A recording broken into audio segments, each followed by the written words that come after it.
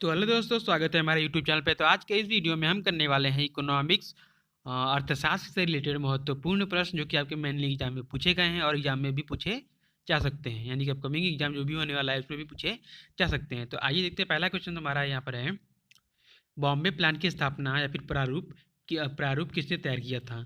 तो option number A है Jawaharlal Nehru, option number B Damodar Birla, option number C JRD Tata, या फिर ऑप्शन नंबर डी बी और सी दोनों।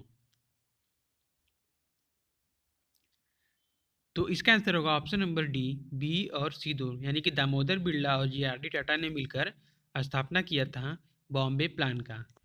तो वहीं अगर हम बात करें बॉम्बे प्लान की, तो ये हुआ था 1944 में। मुंबई के जो प्रमुख उद्योगपति थे, उन्होंने मिलकर जो इसे 15 वर्षीय योजना का निर्माण किया था। इस 15 वर्षीय योजना का निर्माण किया था, जिसका लक्ष्य था प्रति व्यक्ति आय को दोगुना करना, और इसे plan for economic development of India के नाम से भी जाना जाता था। और जिसके प्रमुख अध्यक्ष थे JRD टाटा और उपाध्यक्ष थे दामोदर दास बिरला। ठीक है, अध्यक्ष थे JRD टाटा और उपाध्यक्ष थे दामोदर दास बिरला। तो अगला क्वेश्चन है कि शोषण विहीन समाज की स्थापना किसने की थी? शोषण विहीन समाज की स्थापना किसने की थी? तो option number A Satyendra Nath Bose, option number B Jayaprakash Narayan, option number C Arvind Panagariya, या फिर ऑप्शन नंबर डी इनमें से कोई नहीं। तो इसका आंसर होगा option number B Jayaprakash Narayan. Jayaprakash Narayan ने किया था शोषण विहीन समाज की स्थापना। तो श्री जयप्रकाश नारायण ने शोषण विहीन समाज की स्थापना की थी, जिसकी स्थापना के बाद 1950 में इसे सर्वोदय योजना के रूप में सरकार ने स्वीकारा था। यानी कि जो आपका शोषण विहीन समाज की स्थापना थी, शोषण विहीन समाज था, उसकी स्थापना किया था जयप्रकाश नारायण ने। लेकिन बाद में जो सरकार है, इसे 1950 में इसे सर्वोदय योजना के नाम पे इसे स्वीकारती है। तो अगला क्वेश्चन है कि योजना आयोग का गठन किसकी सिफारिश पे किया गया था?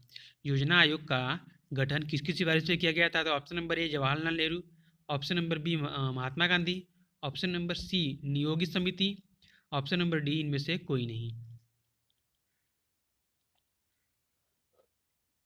तो इसका आंसर होगा ऑप्शन नंबर सी नियोगी समिति, यानी कि नियोगी समिति की सिफारिश पे आपका जो योजना आयोग है उसका गठन किया गया था। योजना आयोग का गठन नियोगी समिति की सिफारिश पे किया गया था। तो योजना आयोग की बात करें तो योजना आयोग का गठन जो हुआ था, ये हुआ था 1950 में नियोगी समिति की सिफारिश पे किया गया था, जिसके बाद इसको नीति आयोग के नाम पे भी गठित किया गया। जिसके बाद इसे नीति आयोग के नाम रूप में भी गठित किया गया, जिसके अध्यक्ष होते हैं प्रधानमंत्री। ठीक है, इनके अध्यक्ष होते हैं प्रधानमंत्री, और इनके जो उपाध्यक्ष होते हैं वो प्रधानमंत्री के सलाह पर तय किए जाते हैं। और इसके जो प्रथम उपाध्यक्ष थे वो थे अरविंद पंगरिया। इनके जो प्रथम उपाध्यक्ष थे वो थे अरविंद पंगरिया, और जो उपाध्यक्ष होते हैं वो किसकी सिफारिश पर तय किए जाते हैं? तो वो किए जाते हैं प्रधानमंत्री की सिफारिश पर। ठीक है, तो अगला क्वेश्चन है कि भारतीय अर्थव्यवस्था के अंतर्गत प्राथमिक क्षेत्र में कौन आता है? तो यहाँ पर आएगा आता है, आठ नहीं, आता है। ठीक है, कौन आता है? तो ऑप्शन नंबर ए कृषि उद्योग, ऑप्शन नंबर बी लघु उद्योग, ऑप्शन नंबर सी परिवहन स्वास्थ्य क्षेत्र, या फिर ऑप्शन नंबर डी इनमें से कोई नहीं। तो भारतीय अर्थव्यवस्था के अंतर्गत जो प्राथमिक श्रेणी है उसके अंतर्गत आपका आता है कृषि उद्योग। कृषि उद्योग जो है वो भारतीय अर्थव्यवस्था के प्राथमिक क्षेत्र के अंतर्गत आता है। तो वहीं अगर हम बात करें भारतीय अर्थव्यवस्था के अंतर्गत जो द्वितीय या फिर तृतीय श्रेणी है, या अगर द्वितीय श्रेणी की बात करें तो ये आता है उद्योग क्षेत्र। ठीक है, और तृतीय श्रेणी की बात करें तो परिवहन स्वास्थ्य एवं शिक्षा संबंधित जो क्षेत्र होते हैं वो आते हैं आपके तृतीय क्षेत्र के अंतर्गत। भारतीय अर्थव्यवस्था के तृतीय क्षेत्र के अंतर्गत आपके आते हैं परिवहन स्वास्थ्य एवं शिक्षा संबंधित जो क्षेत्र होते हैं। ठीक है, और ये क्वेश्चन आपका पूछा गया था कि भारतीय अर्थव्यवस्था के अंतर्गत प्राथमिक क्षेत्र में कौन आता है? तो ये आता है कृषि। ये पूछा गया था आपका SSC CHSL के एग्जाम में, जो भी कुछ दिन पहले हुआ था। ठीक है, तो अगला क्वेश्चन है कि बिहार में लोकसभा की कितनी सीटें हैं? ऑप्शन नंबर ए है 40, ऑप्शन नंबर बी है 16, ऑप्शन नंबर सी है 80, या फिर ऑप्शन नंबर डी 31। तो इसका आंसर होगा ऑप्शन नंबर ए 40, यानी कि बिहार में जो लोकसभा की कुल सीटें हैं वो हैं 40, और अगर हम बात करें उत्तर प्रदेश की, तो ये है उत्तर प्रदेश की लोकसभा की सीटें कुल 80। तो वहीं अगर हम बात करें बिहार की लोकसभा सीटें की, तो ये है 40, और राज्यसभा की बात करें तो ये है आपका 16। और वहीं आपका जो मेनली आपको एग्जाम में पूछे जा सकते हैं और भी जो राज्य हैं, तो यहाँ पर हमने लिया है उत्तर प्रदेश का, जो कि आपके अधिकतर पूछे जाते हैं कि उत्तर प्रदेश में लोकसभा की कुल कितनी सीटें हैं, तो ये हैं 80, और राज्यसभा की कुल सीटें हैं ये है 31। और मध्य प्रदेश की बात करें तो यहाँ पर है कुल सीटें 29 लोकसभा की, और राज्यसभा की कुल सीटें हैं 11। और वहीं अगर महाराष्ट्र की बात करें तो यहाँ है कुल लोकसभा की सीटें 48 और राज्यसभा की 19। ठीक है। तो अगला क्वेश्चन है कि पंचायती राज व्यवस्था की स्थापना कब और किसकी सिफारिश पे किया गया था।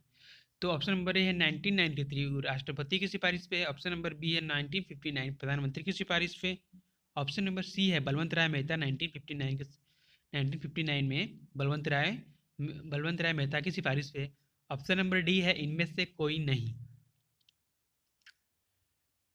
तो इसका आंसर होगा ऑप्शन नंबर सी, बलवंत राय मेहता की सिफारिश पे 1959 में पंचायती राज व्यवस्था की स्थापना की गई थी। तो वहीं अगर हम बात करें पंचायती राज व्यवस्था की, तो जिसकी स्थापना की गई थी 1959 में बलवंत राय मेहता की सिफारिश पे, बलवंत राय मेहता की सिफारिश पे 1959 में पंचायती राज व्यवस्था की स्थापना की गई थी, और इसे सर्वप्रथम 2 अक्टूबर 1959 को राजस्थान के नागौर जिले में किया गया था। ये क्वेश्चन बनता है यहाँ पर कि सर्वप्रथम जो पंचायती राज व्यवस्था के अंतर्गत आने वाला राज्य का जो जिला है वो कौन सा है, तो ये था नागौर।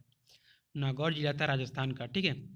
और इसे 73वें संविधान संशोधन 1993 के अंतर्गत लाया गया है, और अब संविधान जो कि 40वें में इसे रखा गया है। तो अब यहाँ पर एक क्वेश्चन बनता है कि ठीक है, आपका जो पंचायती राज व्यवस्था है ये आपका लाया गया है 73वें संविधान संशोधन द्वारा, ये आपका लाया गया है 73वें संविधान संशोधन द्वारा। तो वहीं अगर हम बात करें नगर पालिका की, तो उसको किस संविधान संशोधन द्वारा और कब लाया गया था, ये आप हमें कमेंट बॉक्स में ज़रूर बताएं। यानी कि जो नगर पालिका है उसको किस संविधान संशोधन द्वारा भारतीय संविधान के अंतर्गत लाया गया है और कब लाया गया था, ये आप हमें कमेंट बॉक्स में लिखकर बताएं। तो अगला क्वेश्चन है कि जो नगर पालिका का गठन सर्वप्रथम कहाँ हुआ था। Option number A Kolkata, option number B Madras, option number C Bombay, या फिर ऑप्शन नंबर डी बिहार। तो इसका आंसर होगा ऑप्शन नंबर बी मद्रास। यानी कि जो नगर पालिका है इसका सर्वप्रथम गठन कहाँ हुआ था, तो ये हुआ था मद्रास में।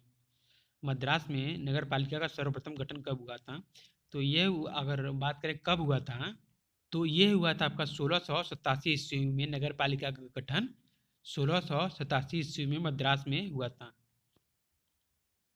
तो अगला क्वेश्चन है कि जो NSE है इसका मुख्यालय कहाँ है। ऑप्शन नंबर ए है दिल्ली, ऑप्शन नंबर बी है Madras Bombay, option number C है कोलकाता, ऑप्शन नंबर डी है मद्रास। तो जो इसका आंसर होगा NSE का मुख्यालय, तो ये है आपका बॉम्बे। बॉम्बे में इसका मुख्यालय है। अगर हम बात करें NSE की नेशनल स्टॉक एक्सचेंज का जो मुख्यालय है वो वर्ली बॉम्बे में है, और जिसकी स्थापना हुई थी फेरवानी समिति के जिसकी स्थापना की थी फेरवानी समिति ने 1992 में, जिसकी स्थापना की थी फेरवानी समिति ने 1992 में। और वहीं एक और स्टॉक एक्सचेंज है जो कि बॉम्बे स्टॉक एक्सचेंज। ठीक है। तो जो ये स्टॉक एक्सचेंज एशिया का सबसे पुराना है। एशिया का सबसे पुराना stock exchange Bombay stock exchange है, और जिसकी स्थापना हुई थी 1857 ईस्वी में, 1857 ईस्वी में, और 2005 में इसे बदलकर पब्लिक लिमिटेड कंपनी बना दी गई। 2005 में इसे बदलकर पब्लिक लिमिटेड कंपनी बना दी गई। अगले वीडियो में हम देखेंगे जो बैंकिंग से रिलेटेड प्रश्न बनते हैं, और जो आपका पंचवर्षीय योजना से रिलेटेड प्रश्न बनते हैं, उसके अलावा जो आपका 2011 जनगणना के अनुसार जो प्रश्न बनते हैं उन सबको हम अगली वीडियो में देखेंगे। तो आई होप ये वीडियो आपको पसंद आया हो। अगर वीडियो पसंद आया हो तो प्लीज़ हमारे चैनल को सब्सक्राइब कर लें और वीडियो को लाइक करें।